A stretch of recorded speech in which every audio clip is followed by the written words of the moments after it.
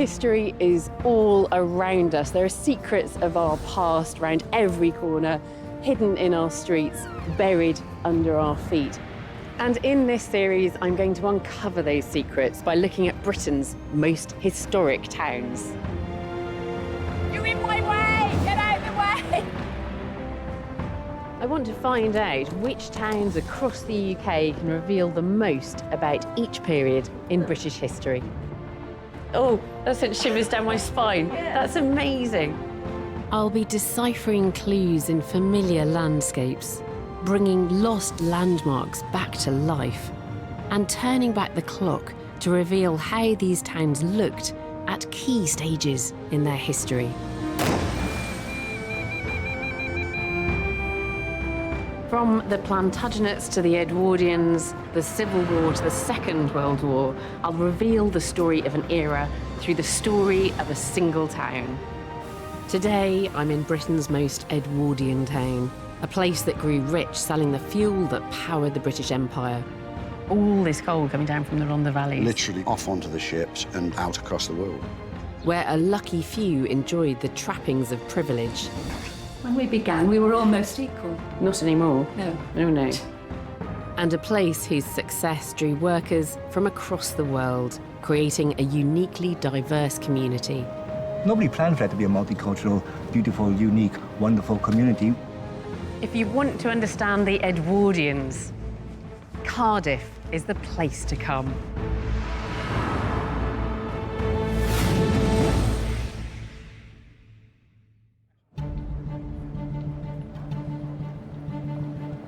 '21st-century Cardiff has all the trappings you'd expect of a modern capital city. Sleek government buildings, a huge sports stadium, and an excellent university.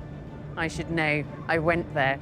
But strip away the modern glass and steel and you uncover an extraordinary story of ambition, wealth, and back-breaking labour.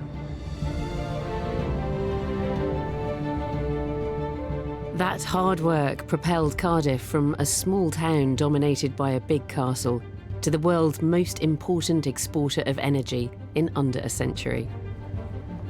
It's now home to 360,000 people, but it was only 170 years ago, during the Victorian age, that Cardiff rose to prominence.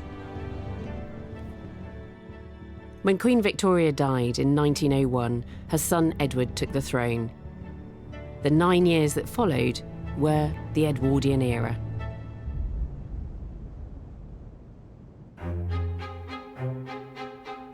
Edward VII's Playboy style helped define a decade in which Britain was still the world's preeminent financial and naval power. All women, and most men, still couldn't vote, but neither could the sun set on an empire that still straddled the globe. And in Cardiff, supreme confidence and ambition transformed a town into an elegant city, eventually becoming the national capital we know today. The first industrial revolution of the late 1700s into the early 1800s was driven by an incredible expansion in mass-produced textiles and saw the transformation of many of Britain's towns into grand cities. The mills and factories of Manchester, Sheffield, Birmingham, Bradford and Leeds meant that these cities all grew rapidly, becoming big players in Britain's century of success. In 1850, Cardiff was still well behind the curve. Iron-rich Merthyr Tydfil, 25 miles to the north, was the industrial capital of Wales. But come the rail and steamship-driven second industrial revolution of the mid-1800s, Cardiff would surpass it in status and power. And that was thanks to the valuable mineral that lay beneath the valleys just to the north.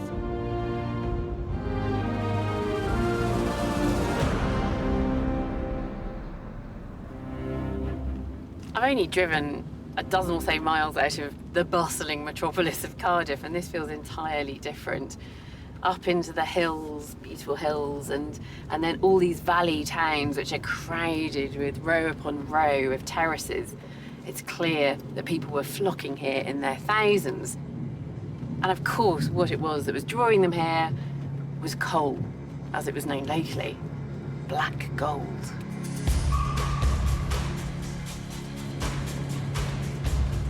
Now a mining heritage park, this was once one of the many Rhondda collieries that produced best Welsh steam coal. Ernest Key-Frew is a geologist from Cardiff University. Ernest, I thought I'd find you here playing with fire. Hello, I love fire. So I really want to understand what was so special about the coal from the Rhondda Valley and the surroundings here. So can you explain that to me? It's amazing to think that about 300 million years ago, Wales, as we know it today, was situated at the equator. Yeah. And there was a massive corridor of tropical forest. So you had very unique plants, club mosses, and these were giant plants. It was just really fresh and green. So the trunks, the leaves, fall into this swamp, Yes, turn into peat. yes. And then what's the next stage after that? When the plants die, they get buried in the pit, but they do not decay as quickly as you would expect in the presence of oxygen. Yeah. So it's buried and gradually compacted. Water squeezed out, lots of things removed, and it gets heated up as it gets deeper and deeper into the earth crust. And that's what forms this material.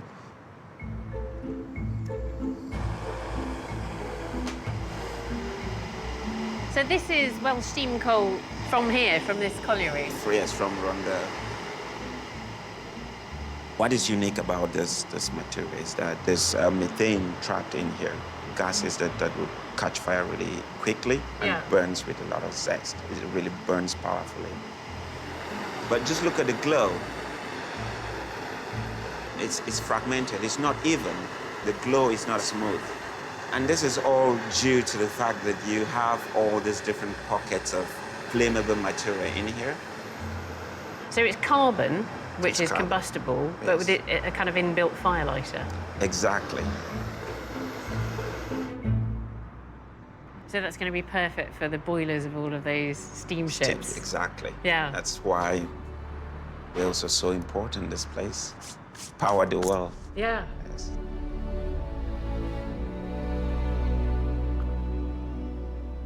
High-quality Rhondda coal kept ships' boilers running longer and hotter, so they could sail even greater distances.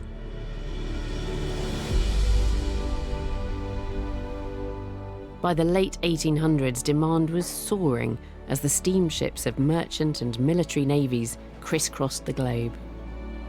Welsh mine owners were riding the wave of a black gold rush.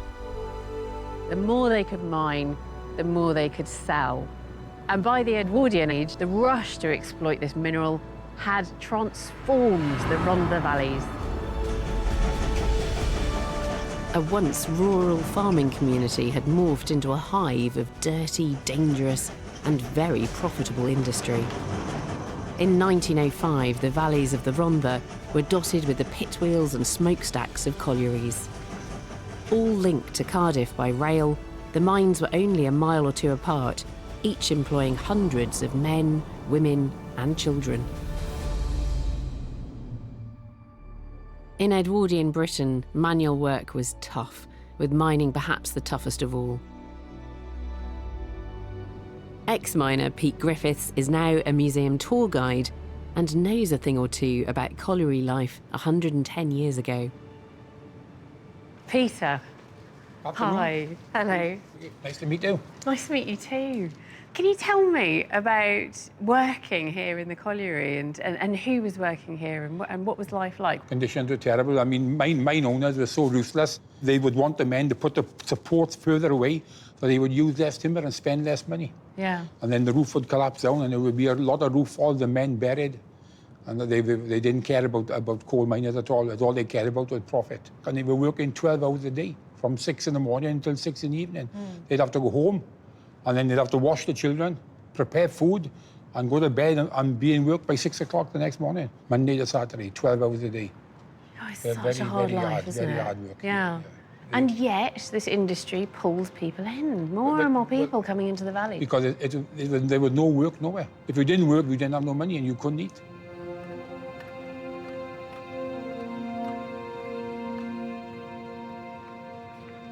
Work in those Edwardian mines was back-breaking, dangerous. It was exploitative, but plentiful.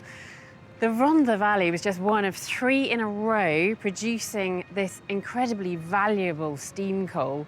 And aerial archaeologist Ben Robinson has taken to the skies to see how this industry affected the whole landscape.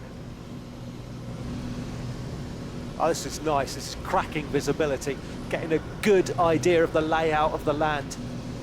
We've got these foothills and valleys. All these settlements are in the base of the valleys. And in amongst it all, I can see the telltale traces of the coal industry, the hive of activity in the Edwardian era. There we go. There's some slag heaps just now appearing under the wing. It's great mounds of spoil, the useless byproduct of coal extraction and production. And it's created new hills, new features in the landscape. I can just see the land's been reformed, resculpted. They've tried to make the best of it, put it back in some sort of order. But however hard people try to erase it, we can still see it. These will be around for centuries and centuries.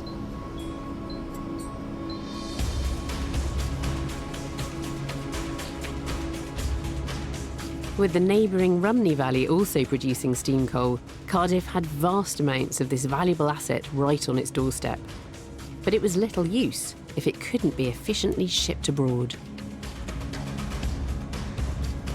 I'm about to find out how just one family transformed Cardiff into one of the world's biggest ports. Setting the scene for one of Edwardian Britain's greatest economic booms. The Edwardian era spanned almost a decade, from the death of Queen Victoria in 1901 to 1910. Edward VII ruled over a quarter of the world's population, and money-spinning global trade was having a massive impact on Britain's cities. Nowhere more so than Edwardian Cardiff. Steamships were the workhorses of the merchant and the military navies, travelling vast distances across the globe. And the coal from the Rhondda valleys was in high demand to fuel those ships.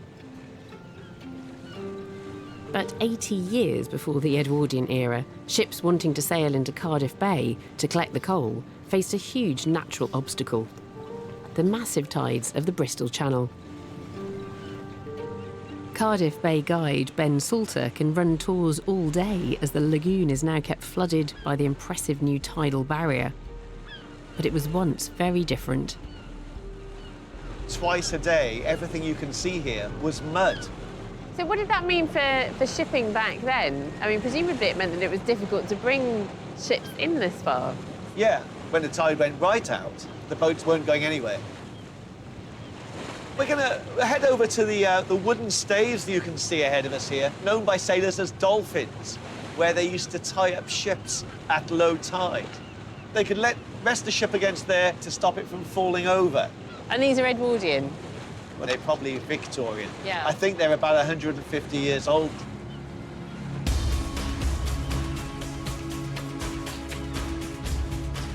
The construction of the docks that would be so crucial to the success of Edwardian Cardiff began in the 1830s, and it was all thanks to one man. The second Marquess of Bute owned much of the coal-rich land in the Rhondda. Bute realised the faster his coal could be exported, the more money he'd make, so he set about building Cardiff's coal docks.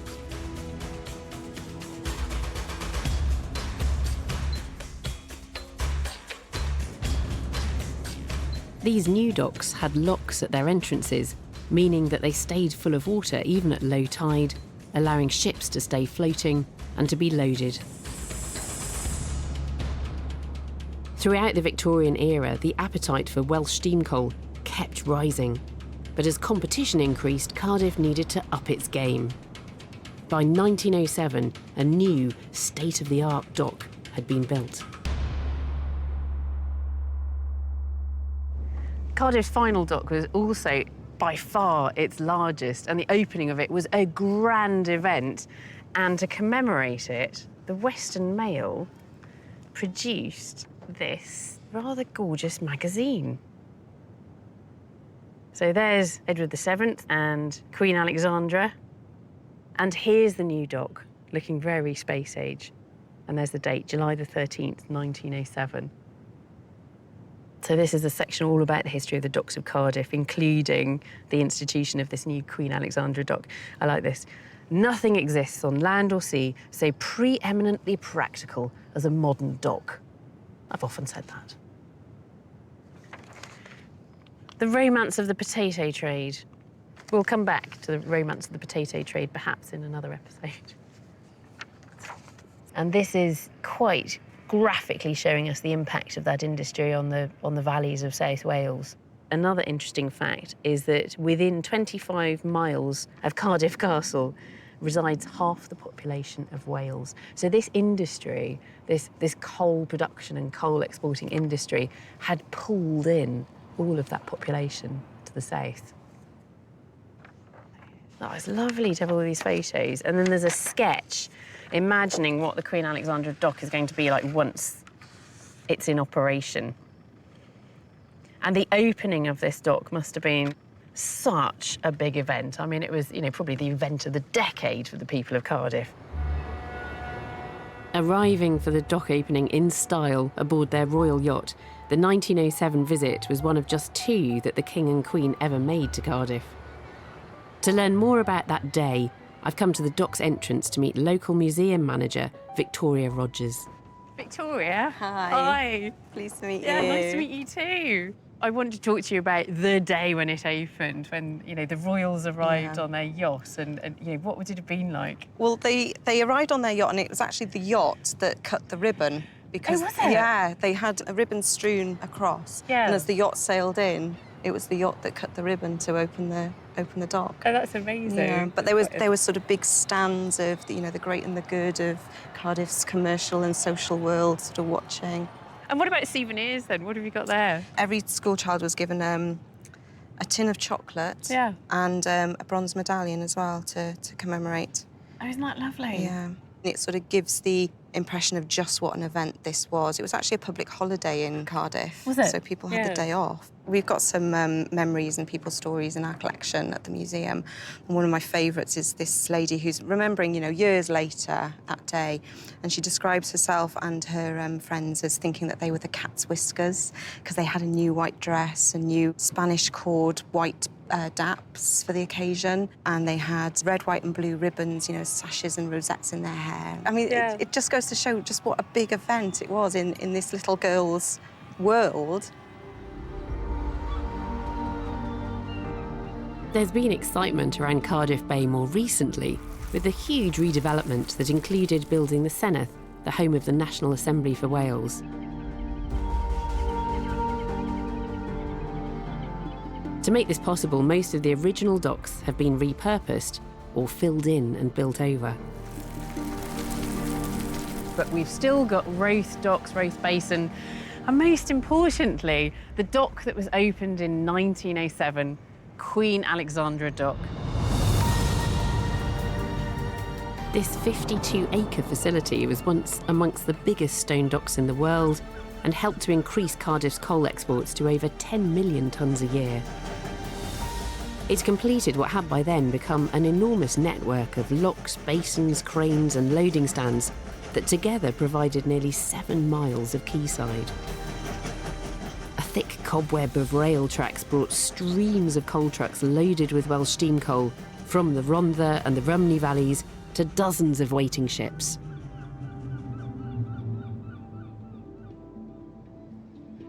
Once loaded, these ships would set sail for ports all over the globe. And once again, Cardiff found itself in just the right place to fully exploit this energy boom, as Ben can see from the sky. This is a great place to see where Cardiff is situated. And I'm getting a sense of the natural shape of the bay here, this wide sheltered lagoon off the Bristol Channel. The Atlantic right out there. Turn right a bit, you're in Ireland. Go straight ahead, North America. Turn left, North Africa, onto India. Turn left and left again, you're up the channel and into northwest Europe. This really was an Edwardian trade superhighway.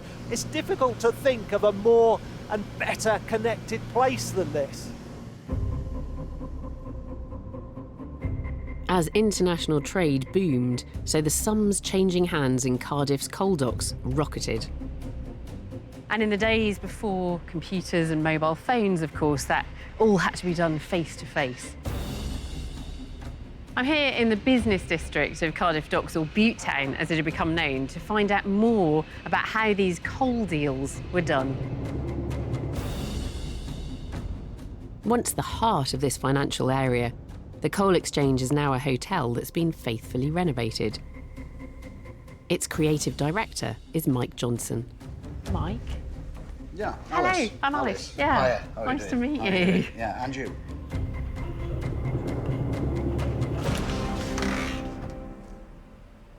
And its centrepiece is this huge room where all the deals were done.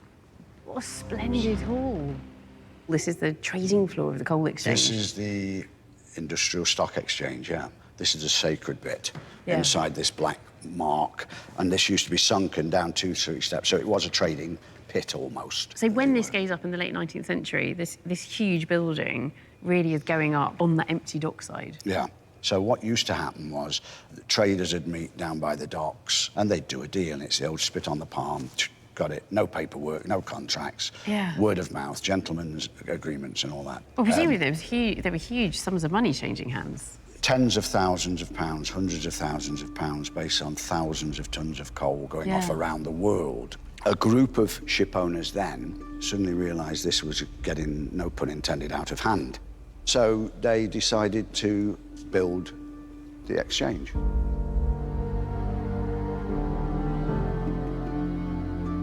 After the turn of the century, it became so important as a building. It was the centre of world coal trade. The price of world coal was set here. Really? The first single £1 million recorded business deal was done where we're standing. Anywhere in the world? Anywhere in the world, the first, Right. yeah. And that was 2,500 tons of coal to the French Navy. Yeah, that is fascinating. I mean, it's fascinating because it shows you how important coal was.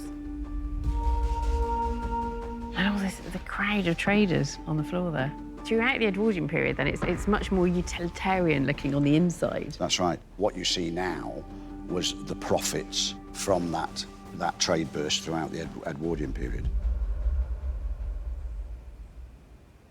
You see, they're the old trading boxes. That's where the deals are actually taking place. Yeah, presumably as well, the bigger deals, the private deals, you know, you don't want me to hear about that, so you're in there, yeah. This one's listening in, look. He's standing there nonchalantly listening in to what's going on inside.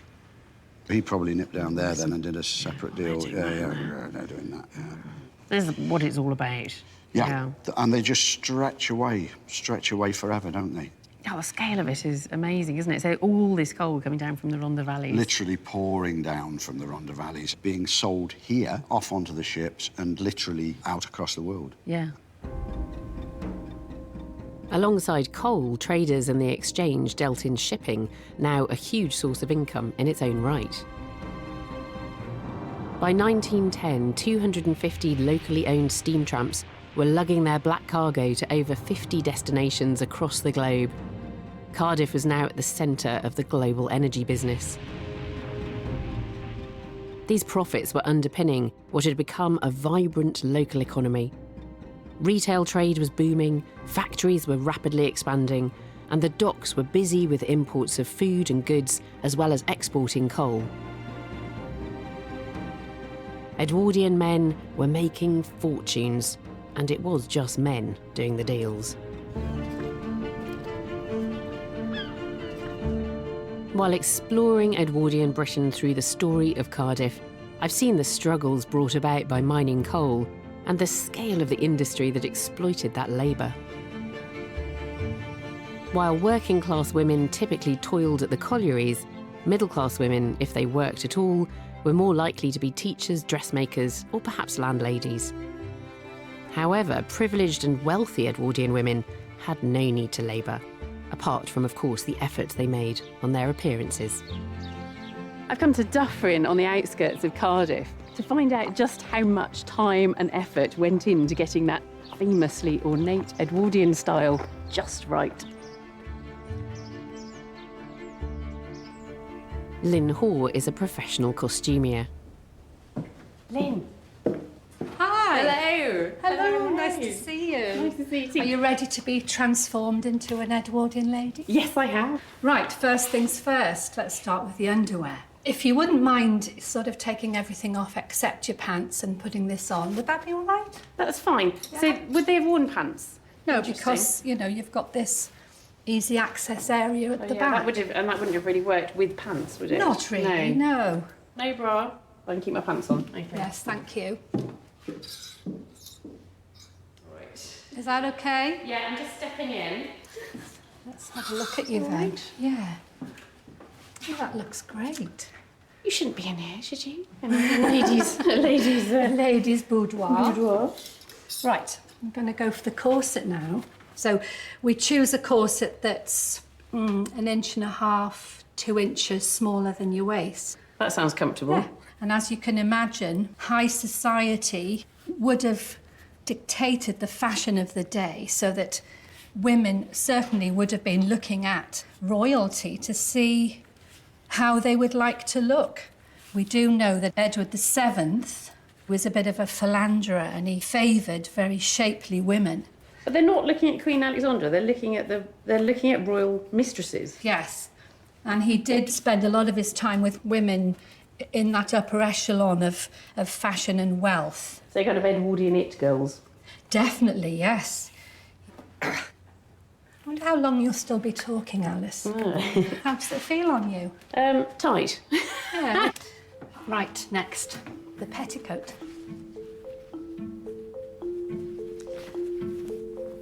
Right, so now the blouse. It's like a straight jacket. Of course, some Edwardian women were suffering for much worthier causes.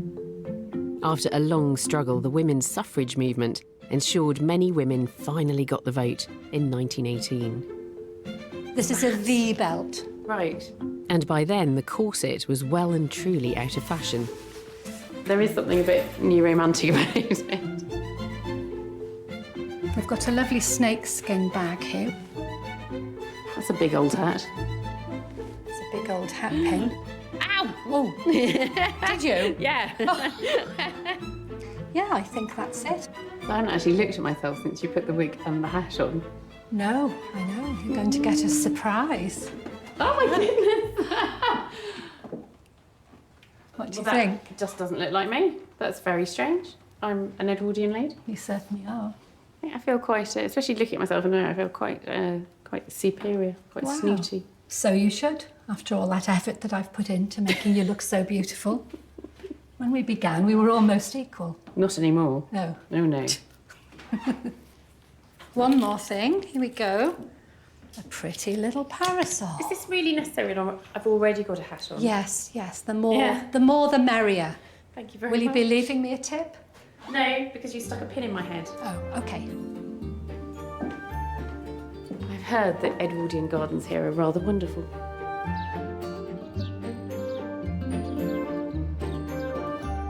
This opulent house was owned by John Corey, who'd made an absolute fortune in shipping and coal. He acquired a Victorian pile and then transformed it into a beautiful Edwardian villa. And when he retired, he turned his attention to the gardens, which are just the perfect place for an Edwardian lady of leisure to take a stroll.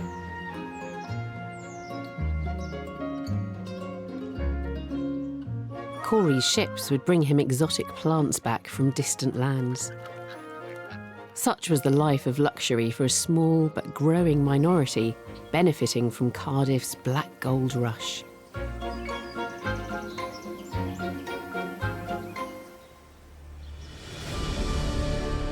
The money was pouring in, but compared to Britain's other great industrial cities, Cardiff lacked big, imposing buildings and a civic centre.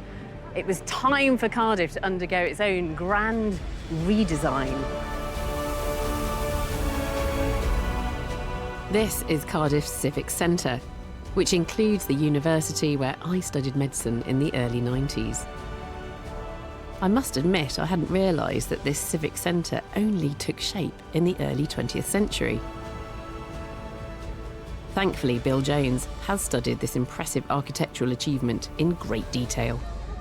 Bill, hi! We really stand out in this crowd because we're not wearing graduation gowns. It's a long time since I wore a graduation gown.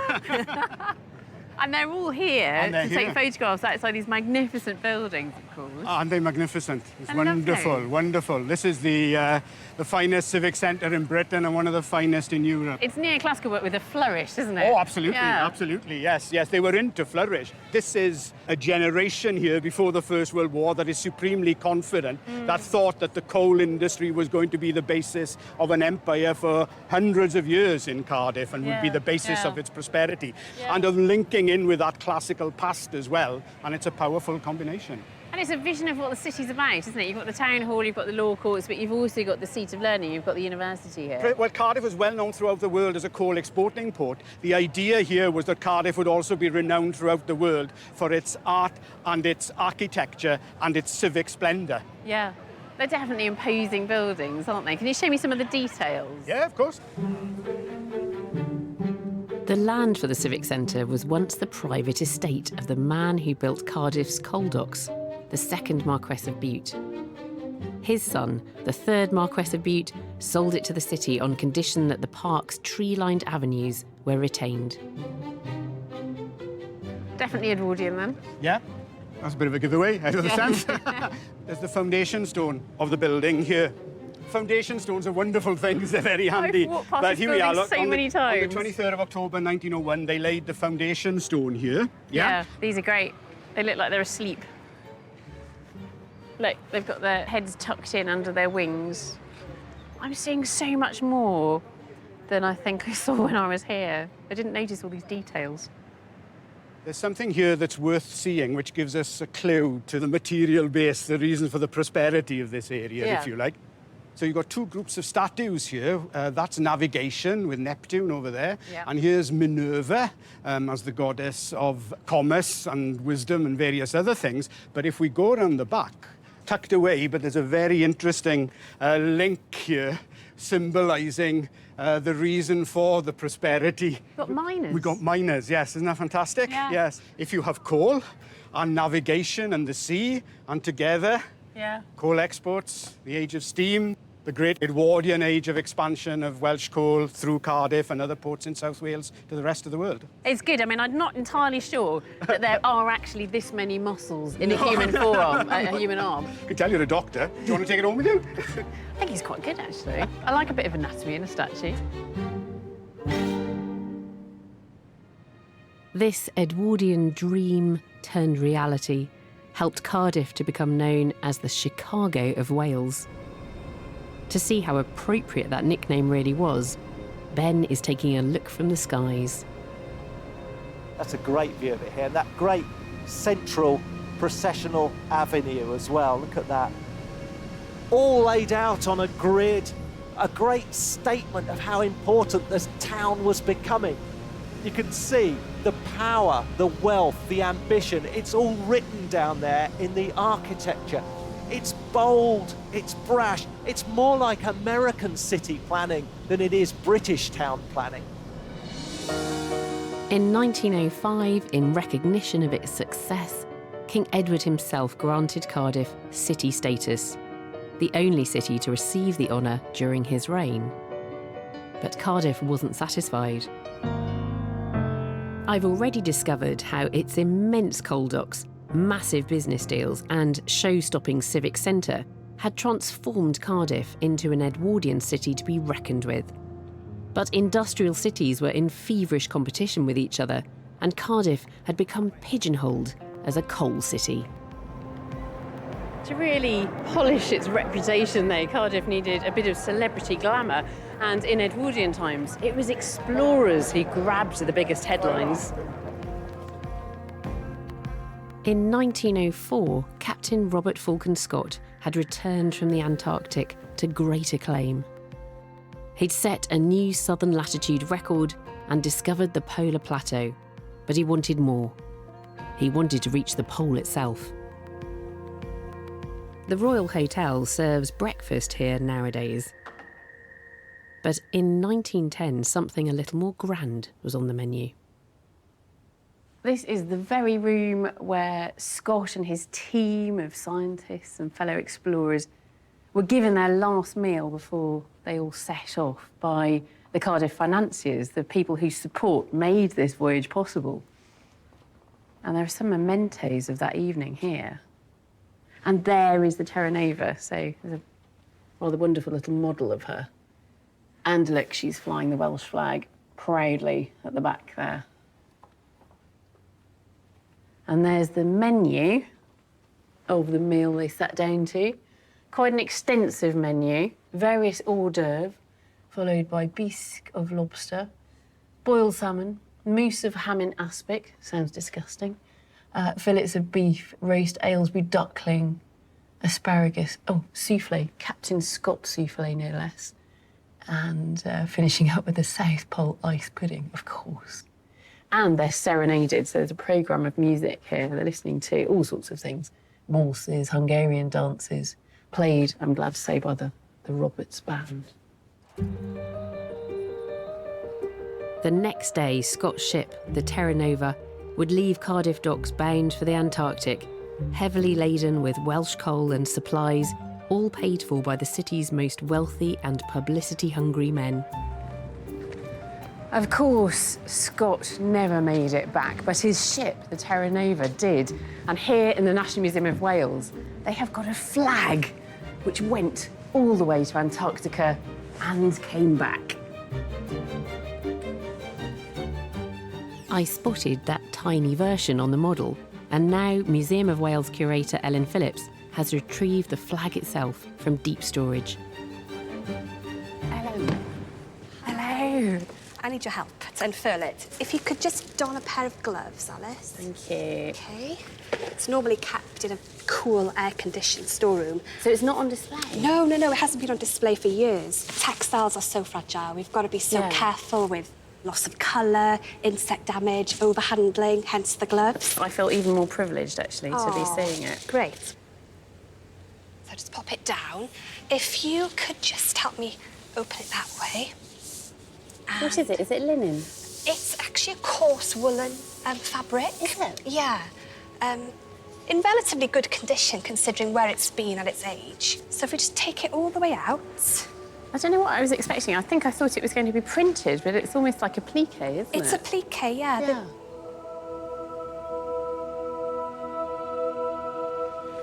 And it's huge. So there you have it. Captain Scott's Terra Nova flag in all its glory. That's wonderful. It was made by the dressmakers in J. Howell & Co. department store in Cardiff. It's still there? It's still there on St Mary Street, once billed as the Harrods of Wales. It's a very impressive advert, isn't it? It's a very obvious badge of Welshness that ship is going off with. Yeah, so in a way, it's a marketing tool for Wales, for Cardiff in the Edwardian era. I mean, Cardiff threw itself with gusto behind Captain Scott's expedition. We'd kind of received city status in 1905. And I guess the civic leaders of Cardiff were on this sort of bit of a rebrand mission, you know. We wanted to be seen as the most enterprising city in the empire. And apparently Cardiff amassed about £2,500 towards the expedition in 1910, so more than any other city. So it felt very much like a Welsh project as well, I think. He's a magnificent creature, Ellen, but I have noticed something, that he's actually going, I'm biting my tongue. Oh, yeah, I've noticed that before. Yeah.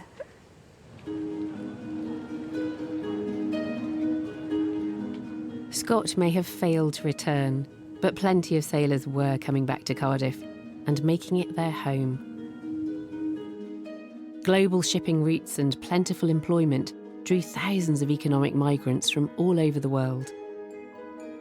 Many settled and set up home in Bute Town, a purpose-built suburb for the workers of Cardiff docks and their families. Here they created something quite unique. The compact terraced houses right here in the Cardiff Docks area became the richest multicultural melting pot in Edwardian Britain. Only a few of the original streets remain from that era. Loudon Square was once the hub of the community, though redevelopment has rendered it almost unrecognisable. I'm here to meet 3 men who grew up right here in what's now known as Bute Town. Keith, Ali and Steve are all descended from people who either lived here in Edwardian times or were later drawn to the diverse community which has its roots in that era. So what I find really interesting is that this multiculturalism that exists in Cardiff today, and especially still around here in Bute Town, goes right back. And in the Edwardian period, I think I'm right in saying that Cardiff was seen as being one of the most, if not the most diverse city in the country, measured by the number of languages that people were Yeah, well, my parents came from Egypt, and both grandfathers were merchant seamen from Somalia. Right. So there was already a mixture there. So your parents were Egyptian, Steve? So my father came from Somaliland. Yeah. And my mother was born and bred in Nelson Street, that's the Yeah. road. But her grandfather was from British Honduras, and her mother was from Blackburn in England. So the mixing goes back and back and back, Yeah, generations. Amazing stories. Yeah, And these from all stories will sit over. there. So it must have changed a bit since you were kids here. What was it like back then? It was amazing. I mean, there was all the traditional streets, you know, like if you go to London, like Notting Hill, and you see all those grand houses. That's where we lived in, those great big houses. Every door was open, and it was who was cooking what. Yeah. So you kind of had a group of friends. Sometimes you'd walk into someone's house and there'd be salt fish and fried bananas. You'd have curries in other houses. You'd have traditional Norwegian food in my friend's house. So it was just a kaleidoscope of, I think, a melting pot. Is how Yeah. to describe it. Yes, it's always been diverse. In a way, I think it's, as you put it, it's kind of remarkable, but it's not to us. But you know, going back into the Edwardian period, you know, this was an area of the town that was seen from the outside as being very rough, as being, you know, hard drinking, hard workers, gambling, prostitution, all of that going on down here. Hard working people. Did it still have that reputation? Well, it's there got, in the it's got, 60s, 70s, yeah, 80s? like every wharf all over the world, it was full of prostitution and vice and gambling and all kinds of stuff. This problem just became more notable because you could put a name on it because it was black men. Yeah. So had you experienced racism? First time was when we left the area. And then we realised how protected we were by the adults of everybody. Everybody was your mum and dad, your uncle in this area. Yeah. And you didn't appreciate that until you actually moved out to the area. So diversity was natural here. Yeah, absolutely. Yeah. Nobody planned for it to be a multicultural, beautiful, unique, wonderful community. We did it because the circumstances. So you're a poet as well, I wouldn't call myself a poet, but sometimes I write things and sometimes they rhyme. and you've written poetry about I wrote one about... your Welsh your origins. Kind of, yeah. There's a reason why they came from there to hear and see and stand on this land where we stand. It wasn't planned, but ordained and decreed to feed the need of empire, expansion and containment, the fuel to power control, coal, black gold, filthy lucre, dirty, difficult, dangerous. So often this story's been told that we can reckon and recount to the ounce, bought and sold for £1 million check. For how many souls? How many souls? King Edward VII died in 1910, but for a while the boom continued. In 1913, over 13 million tonnes of coal passed through Cardiff's docks. It was the peak of an astonishing period of economic growth that had seen a backwater town transformed into a powerful international city. But Cardiff and Britain's preeminence was about to come crashing down. The catastrophic World War that began in 1914 not only crippled international trade, it accelerated the switch from coal to oil for fueling ships. The post-war slump made things even worse, and very soon the glory days of Edwardian Britain were a distant memory. But what an extraordinary legacy. It is phenomenal just how much Cardiff was transformed in that crucial first decade of the 20th century. all kick-started by the geology of the Rhondda and its millions of tons of steam coal. All of it pouring down to a vast coal dock with its miles of railways and quays.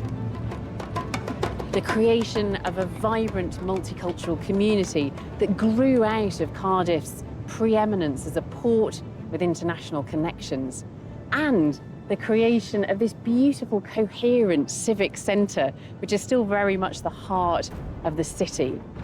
This slice of history is woven into the fabric of Cardiff. It's what makes Cardiff Britain's most Edwardian town.